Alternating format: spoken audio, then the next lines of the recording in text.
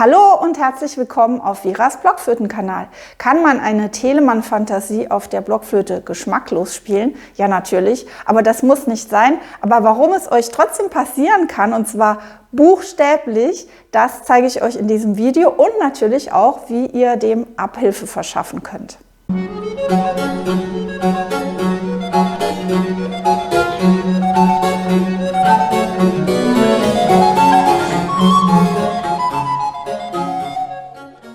Ja, schön, dass ihr wieder dabei seid. Danke, dass viele von euch meinen Kanal abonniert haben und ich sehe auch, dass viele von euch hier vorbeischauen, ohne dass sie meinen Kanal abonnieren. Ich fände es toll, wenn ihr ihn wohl abonnieren würdet, denn dann werden meine Videos weiter verbreitet und auch mal Leuten vorgeschlagen, die sonst vielleicht Videos über Weltkatastrophen anschauen. Und da ist doch das Blockflötenspiel bestimmt erbaulicher. Also nochmal vielen Dank auf jeden Fall fürs Zuschauen und jetzt geht's los. Eine Telemann-Fantasie, geschmacklos spielen, das wollen wir natürlich nicht. Ich habe die erste Fantasie für die Blockflöte in C-Dur von Georg Philipp Telemann vergangene Woche mit meiner Schülerin Sieglinde im Unterricht besprochen, beziehungsweise den Anfang davon, eigentlich die ersten 2 Notenzeilen. Und die nehmen wir heute mal schön als Beispiel dafür, wie ihr diese Telemann-Fantasie buchstäblich geschmackvoll spielen könnt. Wieso buchstäblich, das erkläre ich euch jetzt, aber hört euch erstmal den Anfang an.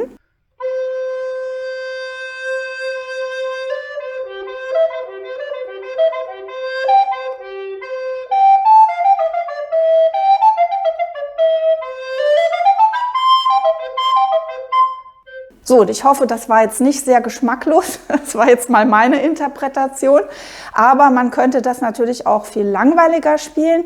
Worum geht es hier? Man kann von einem Stück nur die Töne spielen und dann noch nicht an die Interpretation denken, an den musikalischen Ausdruck. Also erstmal nur die Töne einstudieren und dann sich später um den Ausdruck, die musikalische Interpretation kümmern. Das Problem bei der Sache ist, das ist dann so, als ob ich eine Speise aufessen würde, einfach das Essen reintun, kauen und runterschlucken und mir erst nachher überlegen, wie hat das Essen eigentlich gerochen? Wie hat es eigentlich geschmeckt? Wie war die Konsistenz beim Kauen? Und was war eigentlich genau drin im Essen? Und das ist vergleichbar mit einem Musikstück, das ihr euch vornehmt, zum Beispiel mit so einer Telemann-Fantasie. Bei diesem Anfang von der Telemann-Fantasie in C-Dur, da können wir eigentlich so eine Einteilung in 3 musikalische Gedanken vornehmen. Nämlich der Anfang, der eigentlich immer wieder um den Ton C herum kreist.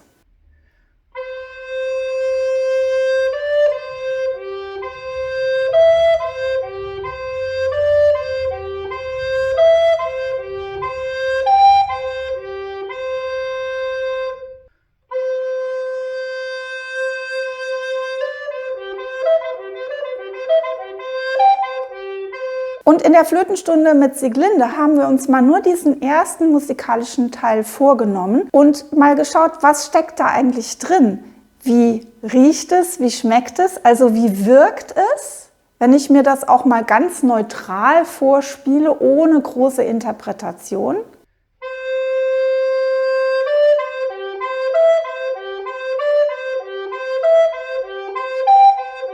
Und was sind für Bestandteile drin?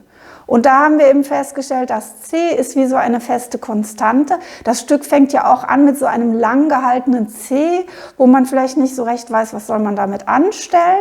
Und es hat in dem Sinn keine echte Melodie, das Stückchen. Es sind mehr sowas wie Dreiklänge und so ein bisschen Tonschritte, kleine Tonsprünge. Und als ich das so mit Sieglinde besprochen habe, da sagte sie plötzlich, das klingt, als ob jemand noch nicht recht weiß, wo er hin will oder als ob es noch so unsicher ist, was er machen möchte. Und das ist dann ganz toll gewesen, denn das ist der musikalische Ausdruck, das ist die Rhetorik, die da drin stecken könnte. Was sagt uns der Komponist hier mit seinen Noten, die er aufgeschrieben hat? Was will er mit der Speise, die er euch hier bietet, in euch bezwecken? Ist das vielleicht ein Stück Reiswaffel ohne viel Geschmack, wo ich noch nicht weiß, hoffentlich gibt es gleich noch ein richtiges Essen? Oder ist es ein Stück Knäckebrot? Also wir wissen hier noch nicht so richtig, wo geht das hin? Und Das ist dann eben so und das müssen wir musikalisch unterstützen. Das heißt, wir müssen da gar nicht groß irgendwo hin wollen, sondern immer um dieses C ein bisschen herumkreisen nach dem Motto, gleich geht's los. Ich stelle mir das auch vor wie so ein Sportler, also nicht, dass ich jetzt sehr sportlich wäre, aber ich stelle mir das vor wie so ein Speerwerfer, der dann erst so ausholt, wie werfe ich denn? Und dann wirft er erst los. Und diese ersten paar Takte, also dieses Stückchen bis hierhin, das ist so dieses sich vorbereiten, so gleich geht's los. Oder wie ein Karussell, das sich gleich drehen wird, aber es fährt so ganz langsam an.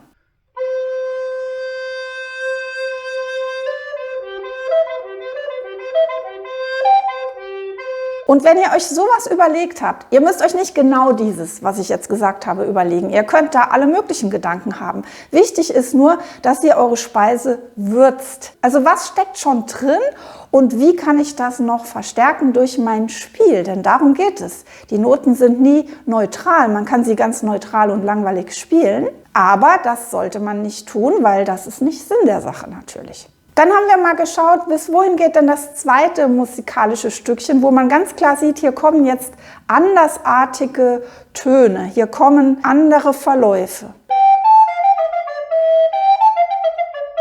Ja, das sind so kleine Terzsprünge, also eine Terz ist ein Abstand von 3 Tönen, also wenn ich zum Beispiel ein A habe, dann fehlt darunter das G und ich gehe direkt zum F, also di, di oder di, di. Das ist eine Terz, sorry, ich singe ein bisschen falsch, aber das sind lauter Terzsprünge, di, da, dann.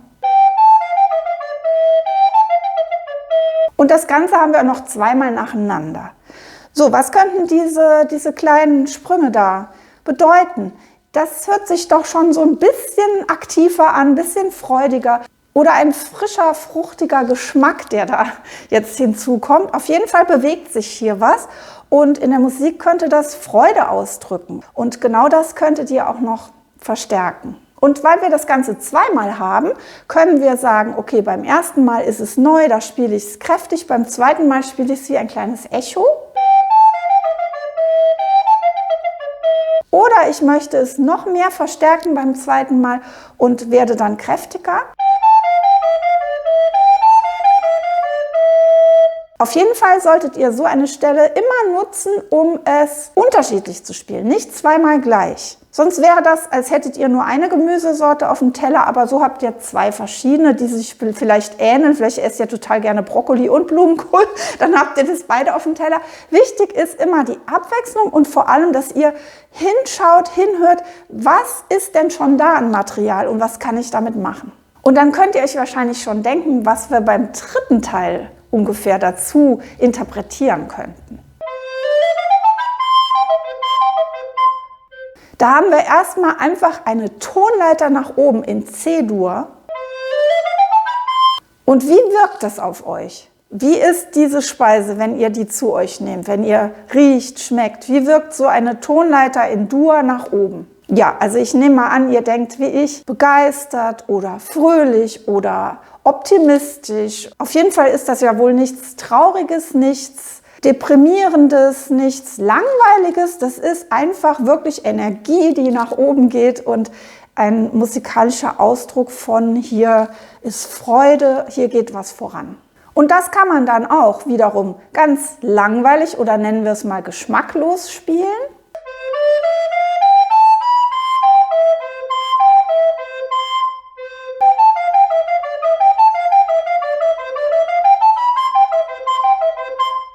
Mit geschmacklos meine ich hier natürlich nicht, dass es irgendwie so interpretiert ist, dass es geschmacklos ist, sondern dass es wirklich keinen Geschmack hat, dass es neutral ist. Wie gesagt, als ob ihr das Essen esst und ihr schmeckt nichts. Und hier war es Telemann nicht genug, dass nur die Tonleiter nach oben geht, sondern er setzt noch einen drauf und macht noch C-Dur-Dreiklänge hinten dran. Damit wirklich klar ist, hier ist jetzt mal ein Statement, hier ist richtig was Positives, was hier passiert ist, was bestätigt wird.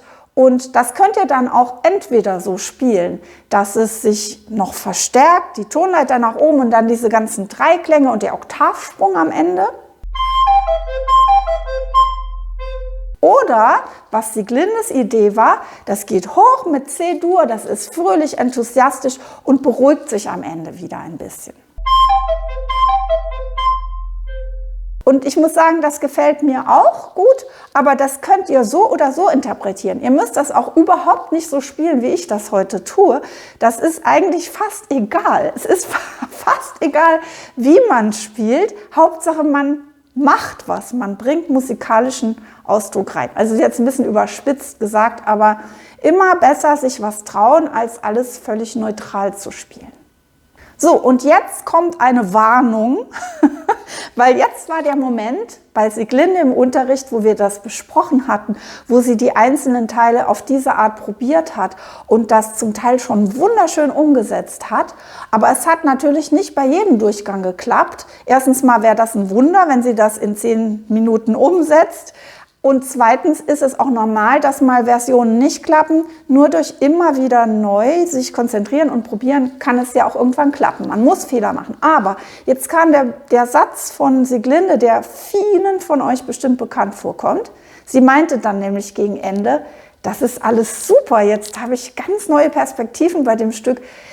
Aber ich merke, dass ich mich oft noch verspiele bei Tönen. Und ich werde jetzt erstmal die Töne richtig einstudieren und dann übe ich diese Interpretation.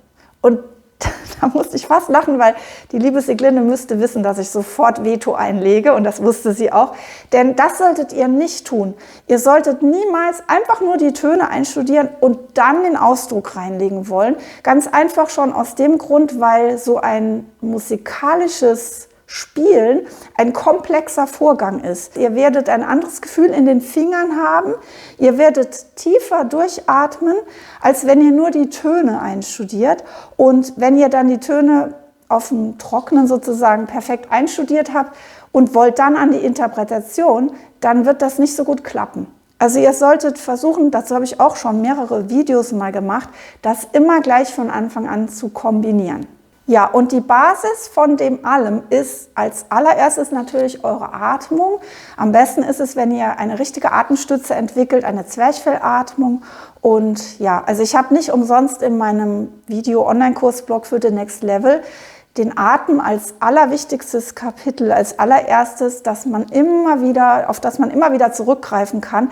Und der Titel ist nicht umsonst der Atem als Basis. Und in diesem Kurs kommt auch der musikalische Ausdruck natürlich sehr ausführlich zur Sprache. Und ihr müsst jetzt nicht Angst haben, dass ihr in einem Tag eine Atemstütze entwickeln müsst. Aber dass euch das klar ist, das hängt alles zusammen. Wenn euch das interessiert, dann schaut einfach unten in den Infokasten, da ist meine Website verlinkt, da findet ihr alles, was ich euch so bieten kann. So, das war's für heute. Ich hoffe, ihr seid jetzt sehr inspiriert, das mal auszuprobieren, nicht nur bei Telemann Fantasie. Wenn euch das Video heute gefallen hat, dann freue ich mich sehr über einen Daumen hoch und wenn wir uns nächstes Mal hier wiedersehen auf Veras Blockflötenkanal. Bis dahin, tschüss!